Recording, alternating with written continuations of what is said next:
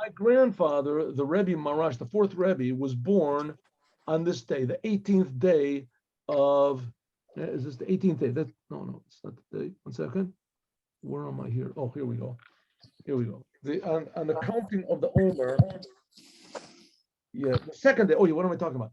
The second day of Iyar. The second day of Iyar, and that always comes out in counting of the Omer to be in the week of Tiferet, and it's Tiferet Shebet Tiferet. Tiferet Shebet Tiferet. All the time it's Tiferet of Tiferet. When he was 7 years old, he was once tested by his father, the Tzemach Tzedek, the third Rebbe of Chabad.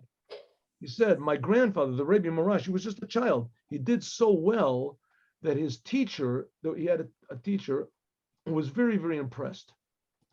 So again, there's three people here in this scenario, right? There's three people. There's the young boy, that's the Rebbe Marash, because he wasn't a Rebbe then. He was, maybe 7 years old. His teacher was there, and the teacher presented him in front of his father, who was the Tzemach Tzedek. Now, the Rebbe Marash, he was the youngest of the seven sons of the seven sons of the Tzemach Tzedek. He was the youngest. And so his teacher brought him in front of his father, the Tzemach Tzedek. That was the third Rebbe of Chabad, called the Tzemach Tzedek.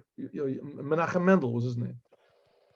So he said that he did so well that his teacher that brought him was tremendously impressed. Right? He knew he was good, but he didn't think he was that good. Unable to restrain himself, he said to the Tzemach Tzedek, to his father, "No, what did you say? Hasn't he done amazingly?" Let's see how it says in Yiddish. It says, is macht good? Didn't he do wonderful? The Tzemach Tzedek said, "What's there to be surprised? He's Tiferet Shebet Tiferet. He's beauty of beauty," or like we said, Torah of Torah, the beauty of beauty. If the beauty of beauty does well, of course he's going to do well. What are you surprised about? So the Rebbe Marash, incidentally, Rebbe Shmuel, he passed away at the age of 48. He was the youngest of all the Rebbes to pass away. A very amazing life and amazing miracles that he did, which we'll talk about that in another place. But the answer to loving every Jew is to see the godliness. And through that, you can love every person. Every human being is made in the image of God. Every human being is made in the image of God. The Jewish people, they really demonstrate this in a deeper sort of a way. In a deeper sort of a way. It's almost like the difference between seeing the Holy Temple from far away and to going into the Holy of Holies. The Jewish people, they're in the Holy of Holies. And everyone else, they can see the Holy Temple from far away. But everybody is made in the image of God, right, to a certain degree. That's what enables you to love every person. When you see the image of God in every person, you see that every person is different from you, and you have something to receive from every person and something to give to every person. So you see every person is better than me. They're my teachers. They have something to give me that I don't have. On the other hand, everybody has to be my pupils. I have an obligation to teach everybody, to give something to everybody, even if it's a good morning, a smile, a positive look, right? That's what it means to love someone for no reason, because this makes no sense.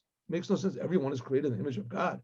Everyone is valuable. Everyone has something to teach me. Where'd you get that from? Doesn't make any sense. Oh, that's exactly right. Doesn't make any sense.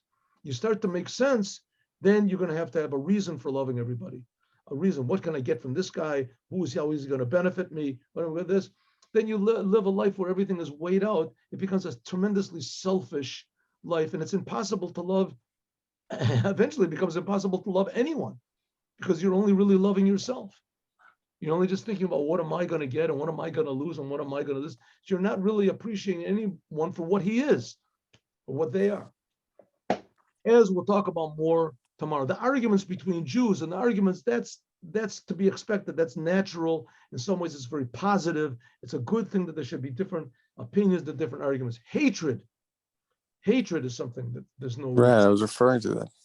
When there's a lack of achdus, I'm not referring to just different opinions. I'm talking about when there's no unity and we can't come along and respect each other as brothers and sisters. The only way you can respect yourself as brothers and sisters is if you realize you have the same father and you like your father. And right, by learning about it in Chassidus. That's the purpose of what Chassidus is supposed to do. It's supposed to do, right? But you have to think about what we learn, as we'll talk about more, God willing, this afternoon. Anyone who wants to, 3:00. See you all. God bless you. Yes.